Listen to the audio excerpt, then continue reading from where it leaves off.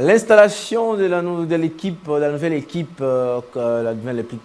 coordonnatrice du Conseil national de la jeunesse et donc perspective désormais, la nouvelle équipe est entrée. C'était déjà les samedis, les chefs de l'État étaient présents à cette activité. Alors, on en parle avec M. Emmanuel Mouengue ici, on va en parler d'abord, on va toucher aussi quelque chose du ministre, mais on va parler beaucoup plus du Conseil national de la jeunesse, les perspectives pour ce conseil. M. Emmanuel Mouengue, politologue, assistant à l'Université de Kinshasa, bonjour et bienvenue.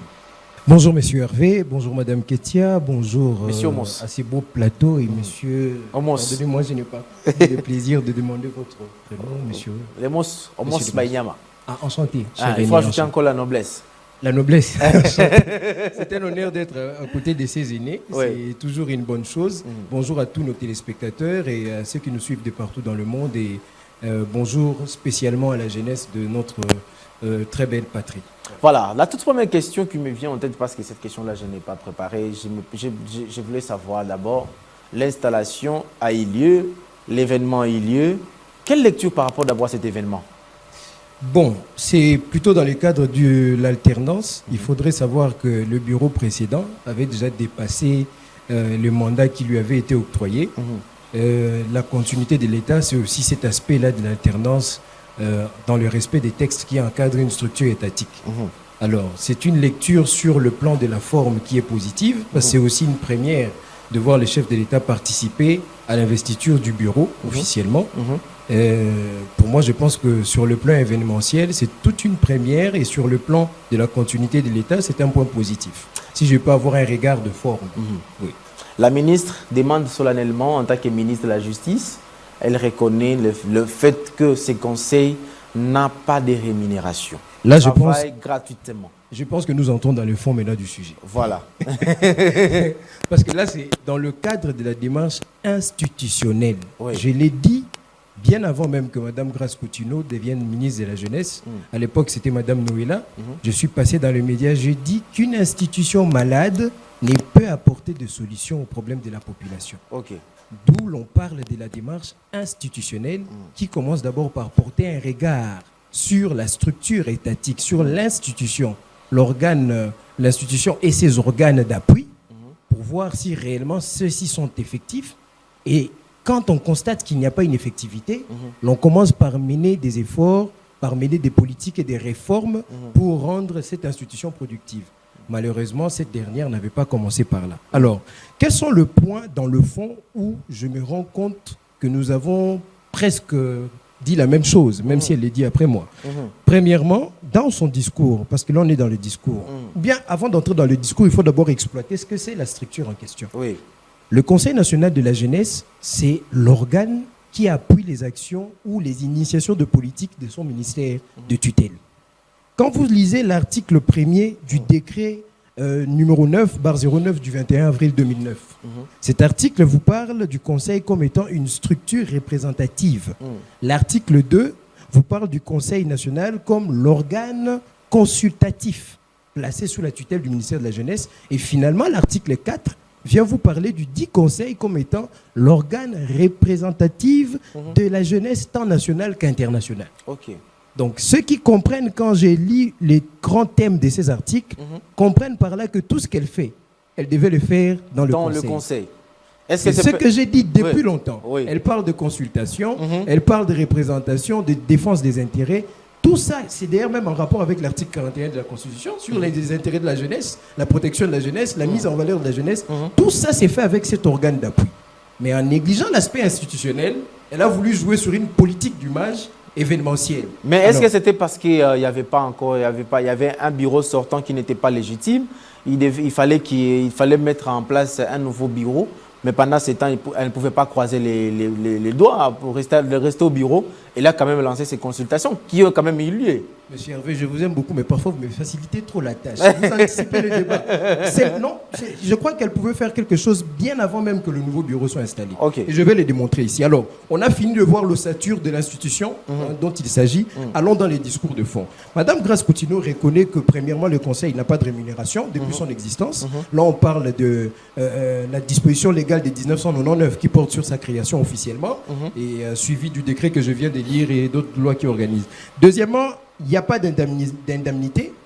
Troisièmement, il n'y a pas des moyens logistiques alloués à cette institution-là. Oui.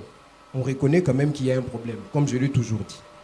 Maintenant, là où moi, je ne suis pas d'accord, c'est quand elle vient faire le plaidoyer par rapport aux problèmes et aux difficultés rencontrées dans son institution, dans l'organe de son institution. Elle demande... Mais c'est son rôle. Premièrement, non, Oui. le plaidoyer c'est bien, Oui. mais la manière et ce qu'elle demande là, Oui. la manière dont elle fait son plaidoyer, je ne suis pas d'accord. Je suis scientifique. Ok. Je suis d'accord avec Mme Grace Coutinho. J'ai toujours défendu que le Conseil avait un problème. Il fallait commencer par là, aménager la monture pour aller loin. Mais quand elle demande au président de la République que le budget de l'État puisse prendre en compte les besoins institutionnels du ministère ainsi que de son conseil, surtout du conseil, elle parle de la défense pour mieux défendre les intérêts des jeunes. Je me demande si aujourd'hui elle les a compris, puisque déjà, voilà 3 semaines que les consultations sont finies, on n'a pas un rapport, ça on va en venir. Non, mais peut-être elle a créé quelque chose parce qu'elle a fait les consultations. Non, elle n'a pas consulté le conseil, elle a consulté, selon elle, elle prévoyait de faire le tour de la République en 3 semaines, Oui. voir la diaspora, recevoir des mails, recevoir sur les sites. Maintenant, quand elle demande au chef de l'État que le budget puisse apporter des recettes pour son institution, je pense qu'il y a un problème avec les textes. Lisez l'article 91 de la Constitution quand on vous donne le rôle du gouvernement.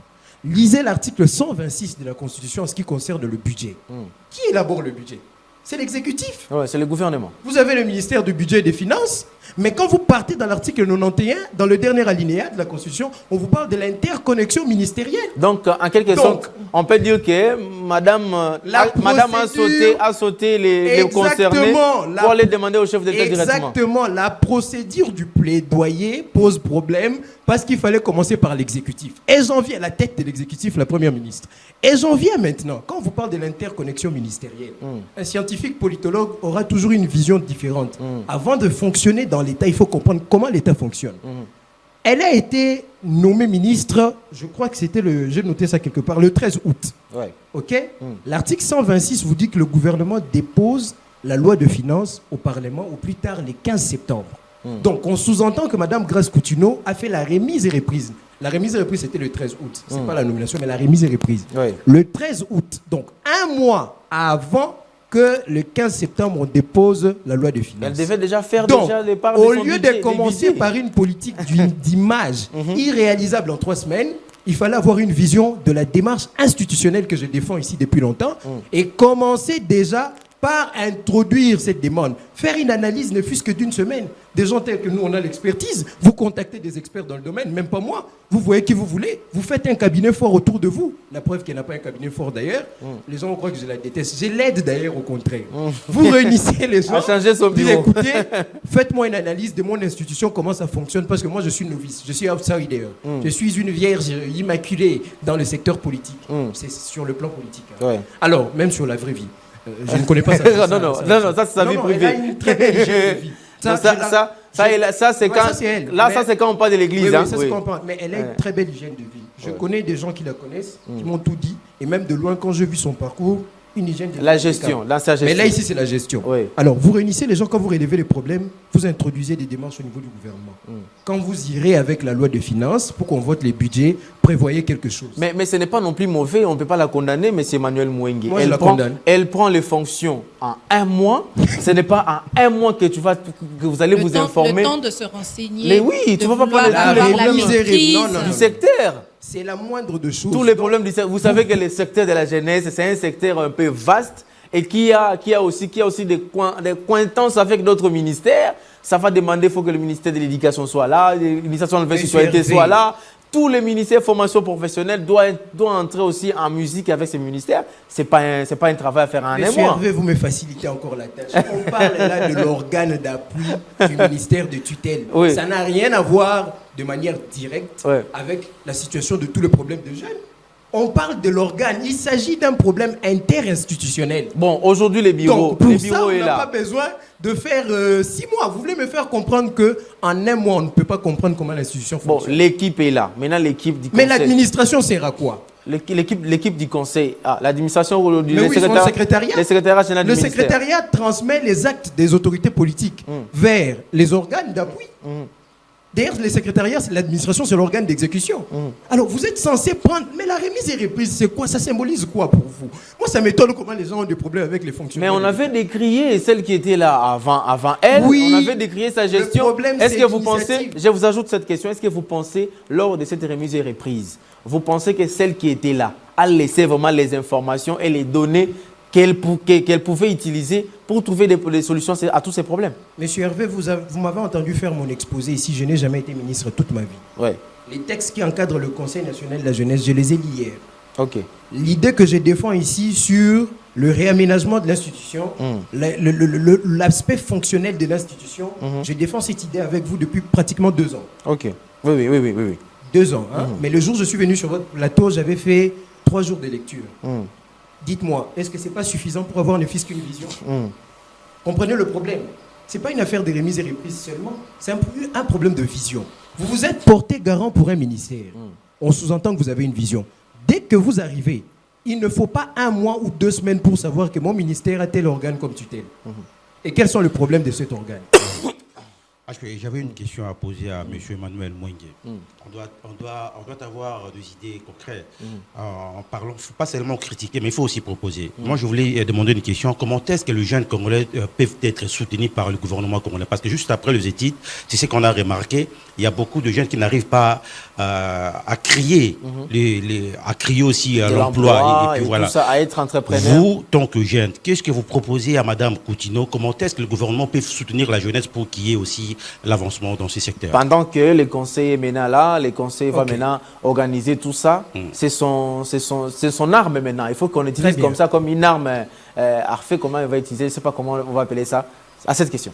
Très bonne question. J'avais commencé par saluer la présence de mon aîné sur le plateau, ce n'était pas pour rien. La barbe blanche qu'il a, c'est synonyme de sagesse. Donc, là, on entre dans la deuxième phase. Parce que la première phase, c'est l'aspect institutionnel. Dans l'aspect institutionnel, moi j'ai dit ici, quand vous parlez de solutions à apporter, ce qu'elle fait là, c'est dans le cadre de la solution que moi j'avais donnée, mais ça devait engager une politique de départ. Le départ a été raté, mais elle est en train de se rattraper. Alors, comment aider les jeunes? Je prends un aspect de l'aspect institutionnel. Vous avez parmi les organes d'appui à son ministère les fonds pour la promotion de l'entrepreneuriat et de l'emploi des jeunes qui existent. Quand vous voulez aider les jeunes à créer des emplois, c'est dans le secteur entrepreneurial.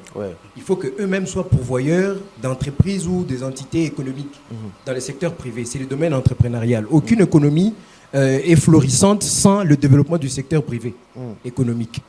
Maintenant, le problème, c'est lié aux finances publiques. Comment aider Mme Grace Coutinho à pouvoir avoir suffisamment de finances dans des organes tels que le Fonds pour la promotion de la jeunesse et l'emploi des jeunes pour encourager et financer les structures tels que ce fonds-là a créé des emplois à travers des jeunes. Mais le problème des finances publiques est simple.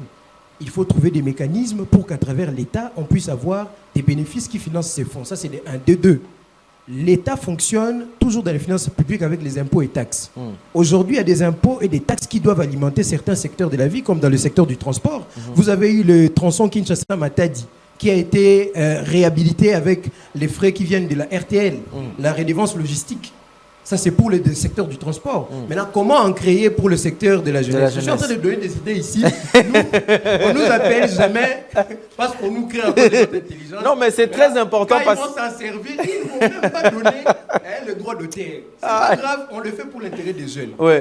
Vous avez les jeux comme le winner, les jeux des paris sportifs. Aujourd'hui, Doudou Fouamba veut que dans les gains, les jeunes, dans leurs gains, là, quand ils jouent au winner, un pourcentage soit prélevé pour l'impôt, pour des impôts supplémentaires et taxes, pour des taxes, et ainsi de suite. Mais moi, je dirais plus loin. Les winners, ça, je parle de l'idée d'un homme avec qui j'ai échangé dans le bureau du même fonds. Il me l'avait donné et je l'ai développé. Quand vous jouez à ces jeux-là, il y a le principe de pollueur-payeur. Parce que l'addiction à ces jeux crée la paresse. Déjà, la Constitution, dans l'article 41, se veut d'être protectrice des intérêts de la jeunesse et de leur situation. Or, quand les jeunes sont en proie à la prédation des jeux des hasards, ça crée un déficit sur la production économique d'un État parce que le capital humain, c'est le premier facteur. Alors, dans ces contextes-là, vous avez un élément qui nuit à la société. Vous devez ponctionner de l'argent dans cet élément pour trouver le moyen de réduire la nuisance de cet élément. C'est un effet rétroactif. Donc, mettez des taxes et des impôts dans l'argent qu'ils payent déjà. Moi, je ne parle pas du gain. Déjà, quand ils vont payer la facture là, de winner pour jouer, quand ils vont engager leur argent pour parier, prenez un pourcentage qui doit revenir directement dans les caisses du ministère de la Jeunesse pour l'intérêt de la jeunesse et financer le fonds. Et vous savez combien on va gagner? Des milliards de francs chaque jour.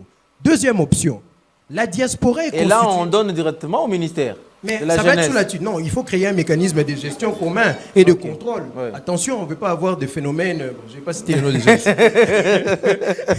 Ok.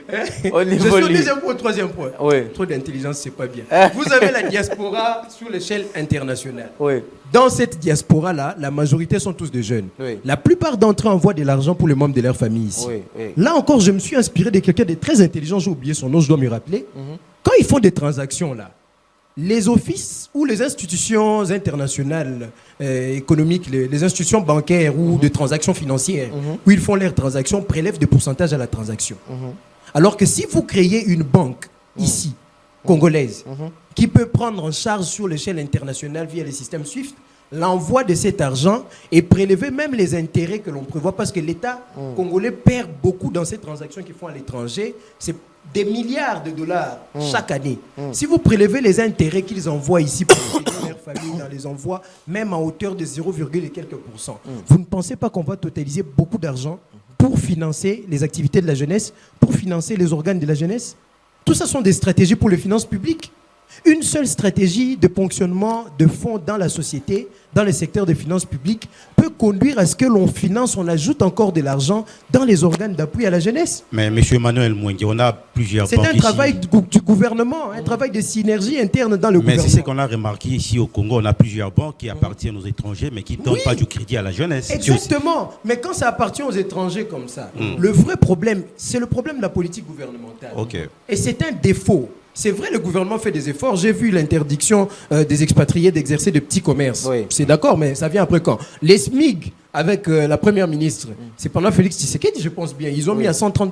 Oui. Mais qui fait le contrôle aussi? C'est encore ça la question. Pour suivre ça. Pour suivre ça de près. Donc le gouvernement est tellement malade qu'il nécessite une réparation de tous ses défauts. Et ça demande des leaders conscients. Moi, je n'ai jamais été d'accord avec la plupart des gens dans ces gouvernements. Je suis désolé. J'aime le président de la République, hein, franchement, mais je ne peux pas l'aimer avec des sentiments.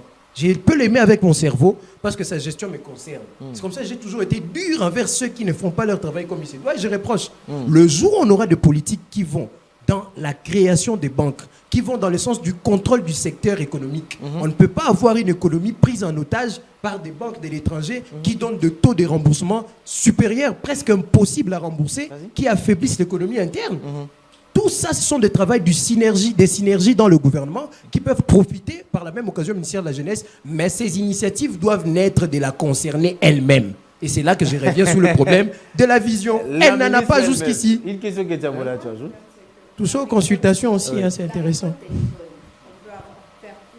Micro.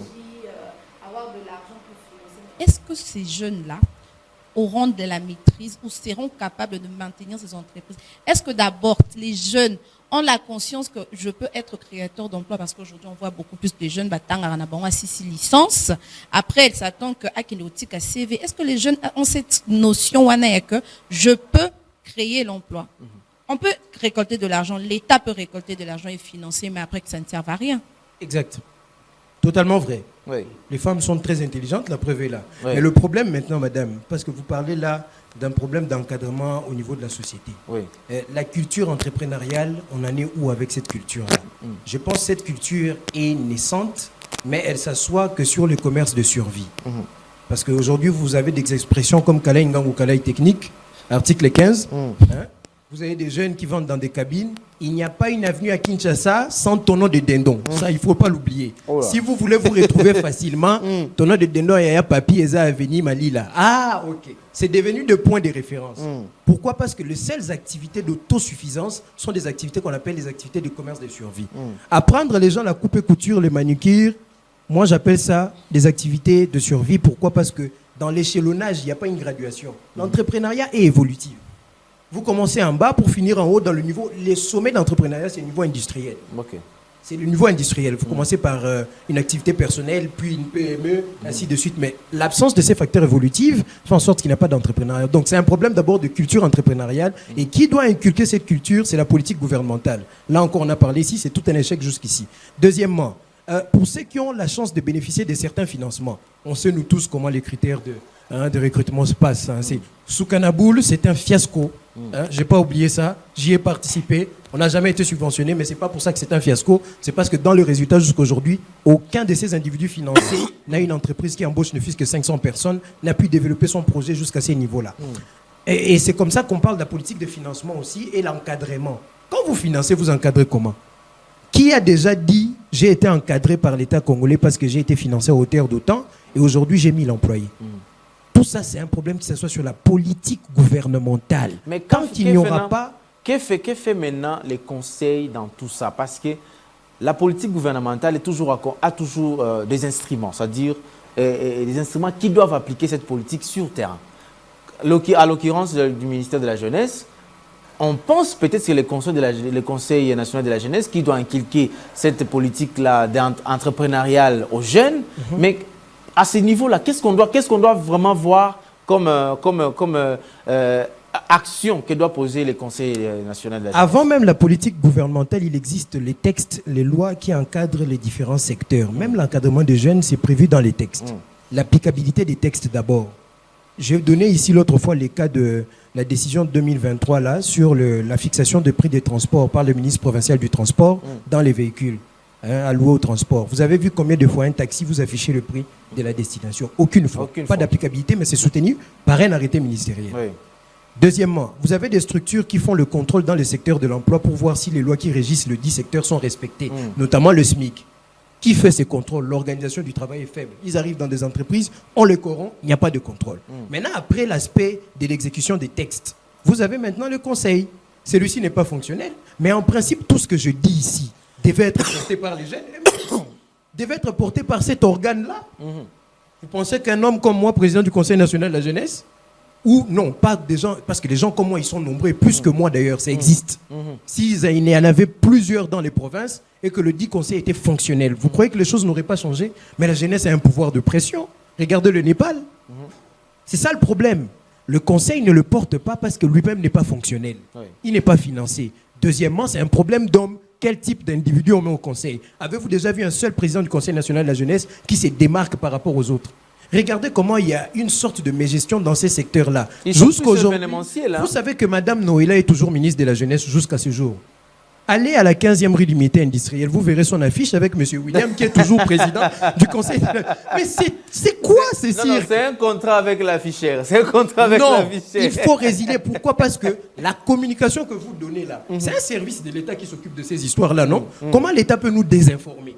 Vous avez des jeunes qui ne suivent pas les infos, mais qui peuvent s'informer par l'affiche. Il peut aller à l'école, on lui pose une question, il donne le nom de la mauvaise ministre. Ça, c'est de la désinformation. C'est faire de l'État congolais un acteur de la désinformation en autorisant cette affiche. Donc, il y a un délaissement total. Un dernier mot. On se limite par là. Un dernier mot. Vous analysez les tout en 30 secondes. J'espère que vous savez quand même gérer les minutes. En 30 secondes. Il y a tellement de choses à dire, tellement le savoir est grand. Mais le mot que je peux dire, c'est que je ne suis pas l'ennemi de quelqu'un ici. Je ne suis pas l'ennemi. Madame Noëlla est partie, je ne parle plus d'elle dans le ministère de la Jeunesse. Je suis l'ennemi de la mauvaise gestion. Je suis l'ennemi de la distraction. Je suis l'ennemi de la perte de temps. Je suis l'ennemi parce que l'heure est grave. Je suis l'ennemi de l'absence du progrès et je suis réformateur. Et un réformateur est contre ceux qui sont dans le statu quo. Je demanderai au gouvernement et à Mme Grace Coutinho, ainsi qu'au président de la République, Monsieur le Président, vous co-présidez le Conseil des ministres, il ne faut plus tolérer les actions qui visent le statu quo, c'est-à-dire tout ça, la kakato maintenir et lokoboy.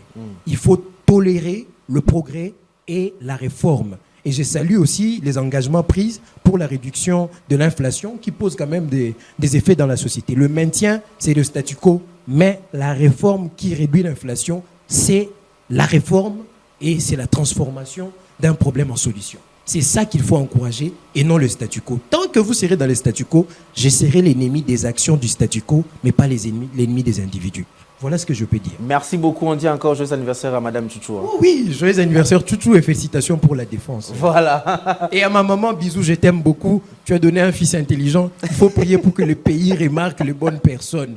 Arrêtez de nous donner des individus qui viennent par n'importe quel critère et qui finalement font du fiasco. Voilà. Et Madame Grace Coutinho, j'espère que vous aurez les bilans.